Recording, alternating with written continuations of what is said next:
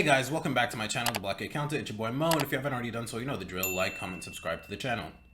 Man, I know I've been kind of like absent a little bit here and there. I really got tired of explaining myself when I go, so just assume when I'm not here, it's because something was going on.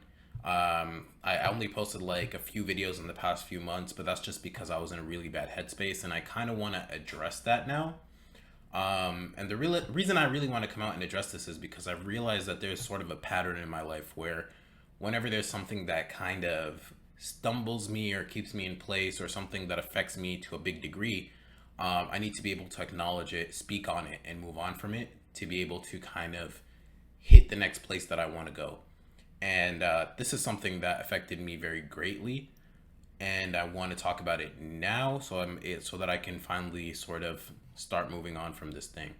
And it's just a quick disclaimer. You already probably saw from the title, but this type of subject matter does kind of get depressing. If you're somebody that's very susceptible to like sadness, feeling like down a lot, and then like just watching videos and listening to certain types of music kind of shifts your mood, I would advise that you click off now. But I just wanted to talk a little bit about overcoming grief. And I'm not necessarily new to grief, but at the same time, I wanted to acknowledge that it's a type of sadness that's very different from depression. It's different from regularly feeling sad or big emotions like that. It's also a very big emotion in and of itself. But I think the difference with grief is that it has a lot more stages to it. And at the same time, it's something that can really shake you at your core. It has the power to either really positively affect your life or very negatively affect your life. Obviously, it's a very sad thing in general, but grief can cause us to become a very different version of ourselves. It can also cause us to start to see things in a different light, because oftentimes you either see what the person that past vision was and like how it can kind of tie into your own. At the same time, it could be something where it could send you spiraling. And for me, I I received so much bad news this year in terms of family and friends passing, where it got to a point where it was really suffocating, because it felt like every single phone call I was receiving from home was kind of like, hey, how are you doing? Guess what? Such and such person passed away.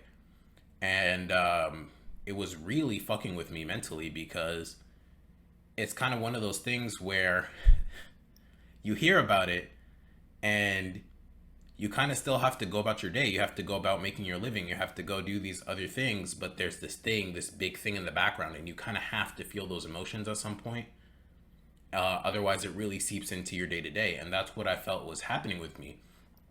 Uh, because really, from the beginning of this year, I had cousins that passed, I had family friends that passed, and I think the stone that really set me off in kind of like a direction and affected me the most was the death of a childhood friend of mine. Um, and the expectation was just to kind of just carry on like everything was normal. But for me, nothing was really normal. And it took me a really long time to be able to accept the fact that this person was gone, that this person is no longer somebody I'll meet or see again in the future. And it hit me really hard because this person has been around in the background or in my life at some capacity from the time I was around like 12 or 13 years old. And I knew this person decently well. I can't say we were the best of friends, but at the same time, like when you know somebody for that long, um, and also with my personality type, it's never really about the length of time you spend with someone. It's more about the quality of the time that you do spend with people. And we had some very real conversations. We had some hangouts. We had, a lot of these things. And he was coming to visit me in Chicago about a week or so before he passed. And it just, from the moment that I had it, from the moment that it happened, and I heard it, that was the straw that kind of broke the camel's back for me, because before that I had already been hearing about family members and people passing, and it was like kind of slowly eating away in the back of my mind, but this one just set it off. I remember receiving that phone call and just kind of being flabbergasted because I really don't know what words to put it in. And I started crying almost immediately. And then I was fine for a few hours. And then it came again, and like it just kept coming in waves where it was like, this person's here, no, this person's not here. It was kind of like this stage of just denial. And I always heard it beforehand where people would say like, oh yeah, the denial phase. And I'd be like, oh, that's kind of weird. Usually I think you would just know that somebody passed, but it wasn't necessarily the fact of them passing that was just unbelievable. It's the fact that these people, this person is no longer here in the background. This person is no longer somebody I have access to. This person is somebody where no matter what I do, they're not going to come back. They're not going to hear me. They're not going to talk to me. And that in itself took a really long time to accept. But I think one of the most unbearable parts of the whole grief aspect for me has always been that I've always been looked at as like this certain level of maturity, because I tend to have more of a stone face where I have very little to no reactions to almost any news that I hear on the surface level. It doesn't mean that I don't feel it. It doesn't mean that I don't care. I just typically don't have that connection of like, hey, this face equals sadness, this face equals happiness, where you'll just be able to gauge my reaction off top. Like a lot of times I have to verbally communicate my reaction to people so they can actually believe or see that I am hurting or that I'm happy or that I'm sad or whatever it is. And I recall flying back and kind of everyone talking to me about it as if it was just a regular day, as if it was something minor, as if I should just be over it, because on my face I'm not no longer just like crying, or I'm not like acting depressed or something along those lines. I was still in shock, but the lack of empathy that I really received, or I felt that I received from both family, friends, etc., like it really irked me. And I tried really hard not to take it personally, especially when it comes from family, because in a lot of our cultures, in Sudanese culture, in Egyptian culture, Arabic, whatever cultures, a lot of us, when we deal with grief, it's kind of like you're not expected to come and feel those emotions in front of everyone. So people, whenever you're around people, they try to like kind of be in a happy mood, talk about things that are positive so that you're not kind of back into that headspace. But what really annoyed me or irked me was that so many people would come up to me and ask me like details about his death, or they would ask me prying questions that were really inappropriate for the fact that this is something that just had happened, and just assuming that we weren't close or that we weren't close friends. Just because you're not seeing somebody very often doesn't mean you don't care about them on a deeper level. And once I was able to kind of acknowledge it, I found that it was hard to talk about, and I found that it was sort of hard to come back to work and act like nothing happened. And the response that I got from my job and from work really started to turn me off from like the initial life path that I was going on. Because for me, I was always kind of like I don't want to say was, because I still am ambitious, but not the same type of ambitious. And I'm kind of going to get into that a little bit. But the type of ambitious where it's kind of like, go, what's the next level? I need to do this. I need to do this. Accomplishment after accomplishment after accomplishment. And it was all like social status-y type things, and all like a bunch of financial status type things, because like I have certain goals that I'm working towards, and I don't think I'm going to give up on a lot of those goals. But the response that I got from my job when I told them like, hey, I need to take a couple of days off because I'm going to a funeral, I kid you not, HR sent me one line in an email that said, I'm sorry, my condolences.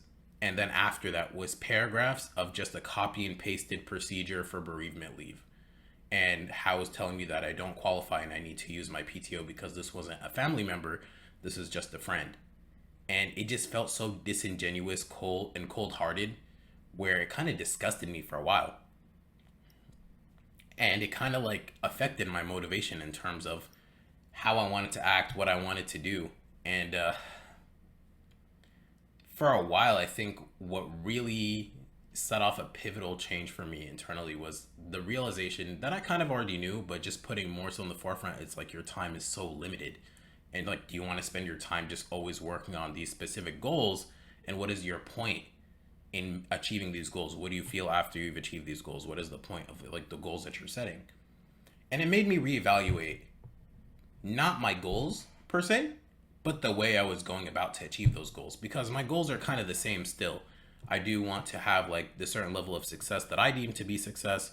I want to be the most authentic version of myself and the best version of myself. And I think that's sort of my life goal. A lot of what I've kind of driven my life around has been self discovery and self fulfillment, whether that comes as an individual internally and also within like a community and a collective.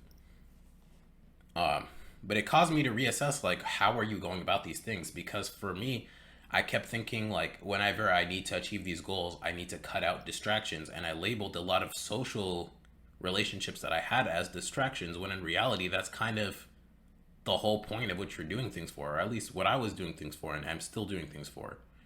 Like, the relationships with your friends matter, the relationships with your family matter.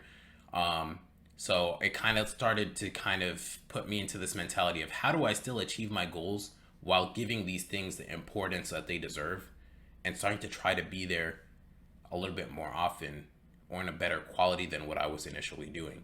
And I think that was kind of the pivotal change that I experienced from this loss. And this man that passed away had such a huge effect on my life, and I never got the chance to tell him that, because he was somebody who a lot of the people in my community deemed as like a failure, as somebody that didn't really make something of themselves, etc. But this man was kind to everybody. He was always around when people needed him, and he was always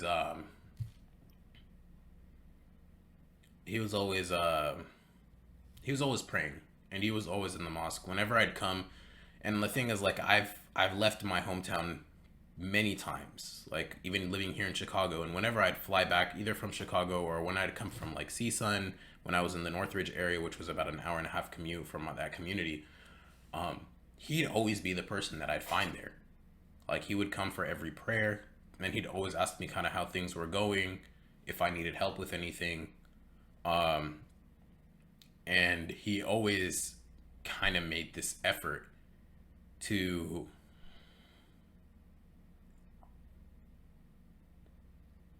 be a good person, to be somebody in the community, to be somebody.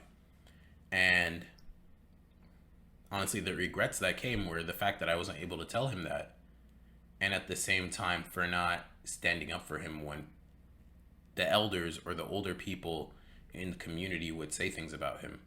Because part of it was me being weak at that time, part of it was me not having any power over my own life to be able to really open my mouth and like say anything. But now that I have that capacity, I don't have the opportunity, and it's a little bit disheartening. But I sat there and I was thinking about it one day, and I realized, and honestly, it was a time where I was praying and I was making dua. Like, dua, if you don't know, if you're like not Muslim, is when you make prayer or supplication to God, for him, so that, you know, like he wouldn't be a tortured soul. And I remember after that prayer that I made, when I was walking home, it kind of dawned on me, where it was like,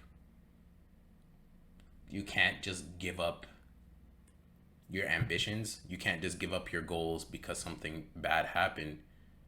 You kind of keep moving forward, and it would kind of be a disservice to him, and it would be kind of like a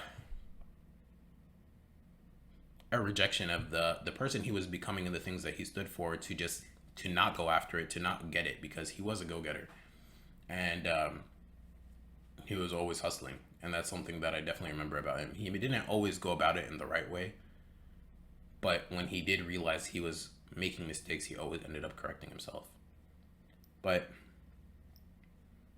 my point in this being was that I needed to be able to feel that, like, I needed to be able to talk about it, whether it's like out loud in general, because I thought I acknowledged it in my head. And then there were a couple of times where I had the opportunity to speak on it, and I was speaking on it, and that I just found myself not able to say anything. And I realized that I hadn't actually processed it.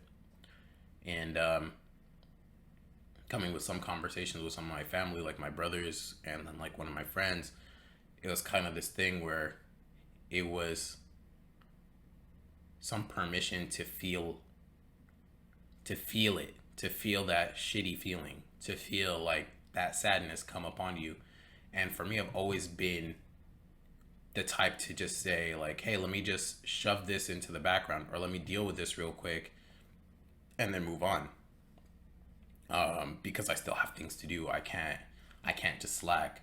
I've never been the type to really allow myself to feel things to the fullest extent, to the point where I didn't even realize after a while that it had piled up and become baggage, and I need to sit there and unpack all those things. And it started to give me this dislike for ambition and motivation, because I felt like that's something that occupied so much of my time, where I was like losing touch with these people over here. Because even around that time, I was having arguments with family, I was having arguments with friends about like the person that I am, or the person that I was at that point in time. And it just kind of made me feel shitty on a constant basis.